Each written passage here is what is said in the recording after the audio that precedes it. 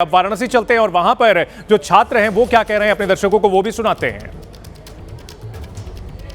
तो ये वो जगह है जहां बीते 48 घंटे से यूजीसी के नए नियम को लेकर विरोध प्रदर्शन जारी था। अब से कुछ ही देर पहले जानकारी ये मिलती है कि देश की सबसे बड़ी अदालत सुप्रीम कोर्ट ने यूजीसी के नए नियम पर फिलहाल रोक लगा दी है। और इसके बाद हम बात करेंगे यहाँ पर मौजूद लोगों के साथ, क्या कहेंगे, क्या मानते हैं कि जीत हो गई आपकी? बिल्कुल, हमारे संघर्षों की जीत हुई है। हम लोगों ने जिस तरह से सारे समाज के लोगों ने इस जो अन्याय के खिलाफ आवाज़ उठाई, मैं उसके लिए सबसे पहले अपने समाज के लोगों को सबको बधाई देता हूँ। सर्वोच्च न्यायालय को तहे दिल से पूरे समाज की तरफ से बधाई देता हूँ, जिन्होंने इस समानता के अधिकार को बरकरार रखा और इस काले कानून पे रोक लगाई। और उम्मीद करते हैं कि हम इस लड़ाई को आगे, अगर इस तरह से हमारे साथ और असमानता भी और, तो हम इसको आगे भी इस तरह की लड़ाई लड़ते रहेंगे। जो धुआं उठ रहा है, ये अभी इन लोगों ने हवन पूजन किया है, तो लगता है कि हवन पूजन जो कर रहे थे वो तुरंत ही भगवान ने सुन ली और भगवान के रूप में सर्वोच्च न्यायालय। हम लोग काशी विश्वनाथ की धरती पर रहते हैं, तो इसलिए बाबा के आशीर्वाद से हम लोग का कार्य जो पूरा धीरे धीरे हो रहा है।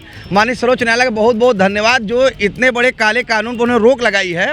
और मैं एक बात और आपके मालूम करना चाहूँगा, जिस समानता की बात हो रही है, अगर वो समानता, जिस समानता के बाद सरकार तो बार बार होती है समान, एससी पिछड़ा सबको एक बार, तो अगर कहीं ना कहीं अगर कमियां हैं तो ये सिर्फ सरकार की कमी है, न कि हमारे सवर्ण भाइयों की कमी या सवर्ण समाज की कमी है। ये समानता सिर्फ और सिर्फ सरकार की कमी कारण नहीं हो पा रही है, क्योंकि आज 70 सालों 1947 के बाद से 2026 तक अगर आपने गरीबों के लिए क्या नहीं किया, आरक्षण से लेके फ्री राशन, फ्री भोजन, फ्री मकान, उसके बावजूद अगर वो नहीं आ पा रहे हैं हमारे बराबरी में, तो इसमें हम समर्थ समाज की क्या बुराई है? यानी नाराजगी अभी सरकार से दूर नहीं हुई है? नहीं, बिल्कुल नहीं हुई है।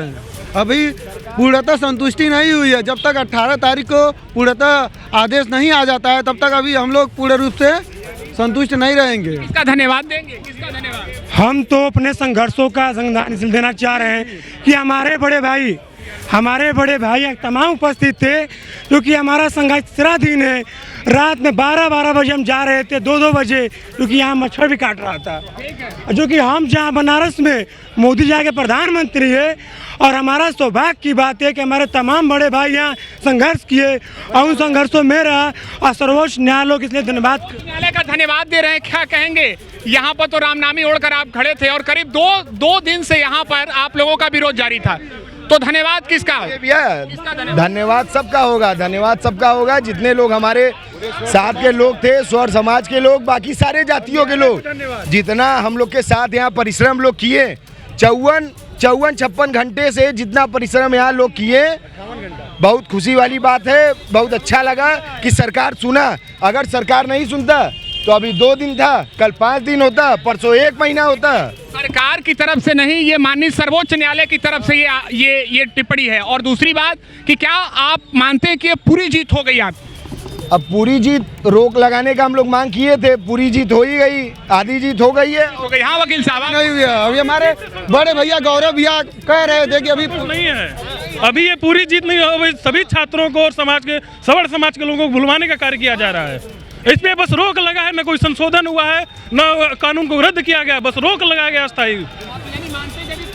अभी पूरी तरह ने, अभी 1% भी हम संतुष्ट नहीं इस रोक से। देखिए, लोगों की अलग अलग यहाँ पर प्रतिक्रिया है, लेकिन यहाँ एक विषय और है कि लोग न्यायालय का धन्यवाद देना चाहते हैं। क्या कहेंगे? आज जो ये टिप्पणी आई है, इसकी लंबे समय से इंतजार भी थी। एक चीज हम और बताना चाहते हैं कि अभी आज एकादशी का दिन था, आज हम लोग पहला हवन किए हैं। माँ सरस्वती सीधे जाके विराजमान हुई है कि पूर्णतः रोक लग गई है, लेकिन पूर्णतः संतुष्टि नहीं हुई है। यानी पूर्णतः इनको संतुष्टि नहीं है। अभी ये मानते हैं कि कानून को कहीं न कहीं पूरी तरह समाप्त किया जाना चाहिए। फिलहाल ये तस्वीर हम आपको वाराणसी की दिखा रहे थे कि यहाँ देखिए, कुछ ही देर पहले हवन भी यहाँ पर किया गया है। यहाँ जो लोग बैठे थे धरने पर, करीब बता रहे हैं कि 40 घंटे से अधिक समय से ये लोग यहाँ पर। हमारे सहयोगी निपुण भी बने हुए हैं। निपुण, हालांकि ये हाइपोथेटिकल क्वेश्चन है, लेकिन सरकार के पास अब क्या विकल्प बचते हैं इस पूरे मामले को लेकर के?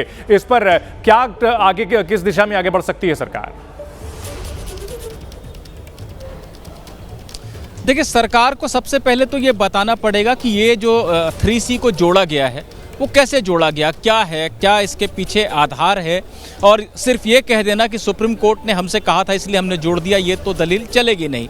तो सरकार को ये बताना पड़ेगा कि क्यों जोड़ा था, और अगर ये अनावश्यक है तो क्या इसको हटा सकते हैं। इसमें क्या दूसरे वर्ग जिनके साथ भेदभाव हो सकता है, यानी सभी वर्गों को शामिल कर सकते हैं कि किसी के साथ भी जाति, भाषा, धर्म के आधार पर, अगर लिंग के आधार पर भेदभाव हो रहा है तो उसको शिकायत का मौका मिलेगा। ये बातें क्या शामिल कर सकते हैं और क्या कोई विशेषज्ञ कमेटी बनाकर उसके पास ये मामला भेजा जा सकता है, ये तमाम बातें हैं सरकार जिन पर विचार करेगी और जिनके बारे में कोर्ट को जवाब देगी। लेकिन फिलहाल इतना ज़रूर है कि जो नियम लाए गए थे उन्हें रोक दिया है सुप्रीम कोर्ट ने, तो ये साफ इशारा है कि ये नियम शायद चल नहीं सकते हैं और इन्हें जस्टिफाई नहीं किया जा सकता। तो सरकार को देखना होगा कि अब वो क्या कर सकते हैं। ठीक है निपुण, इन सब के बीच राजनीति भी काफी तेज हो चुकी है। समाजवादी पार्टी के सांसद पुष्पेंद्र सरोज का कहना है कि यूजीसी के नए नियमों को लेकर सरकार कंफ्यूज है। यूजीसी के जिस तरीके से जो नियम थे बदले हुए, सुप्रीम कोर्ट ने उसे रोक लगा दी है, क्या कहेंगे? देखिए, मुझे लगता है कि यूजीसी के जो हमने देखा है इंट्रोडक्शन, ये मुझे लगता है कहीं ना कहीं कॉन्स्टिट्यूशन में भी पहले लिखा था कि कोई एंटी डिस्क्रिमिनेशन नहीं होना चाहिए, एवरीबॉडी हैज इक्वल राइट्स। लेकिन जो आज हमने देखा, अब रोल बैक भी हो गया है। ये सरकार का कौन सा दबाव है सुप्रीम कोर्ट के ऊपर, जो हम बार बार बोल रहे हैं कि समाजवादी पार्टी पीडीए की जो लड़ाई उत्तर प्रदेश में लड़ रही है, और ये उसके लिए बहुत बड़ा स्टेप था कहीं ना कहीं। आज जब उसमें रोल बैक हो गया, ये सरकार को मैं यही कहना चाहूँगा कि इनको खुद कंफ्यूज है कि ये किसके साथ खड़े हुए हैं। अगर कोई लड़ाई लड़ रहे थे और कोई डिसीजन आया था तो सुप्रीम कोर्ट में आज वो जो वापस हो गया, मुझे लगता है कि ये फिर से जो फैसला आएगा, फिर से उसको देख करके और सही ढंग से, जैसे हमारे राष्ट्रपति जी ने भी कल बोला कि जो दोषी हैं उनको पकड़ा जाए और कोई निर्दोष फंसे ना, इसके पे हमको काम करना चाहिए। और कहीं ना कहीं पीडीए के साथ पूरी समाजवादी पार्टी खड़ी हुई है।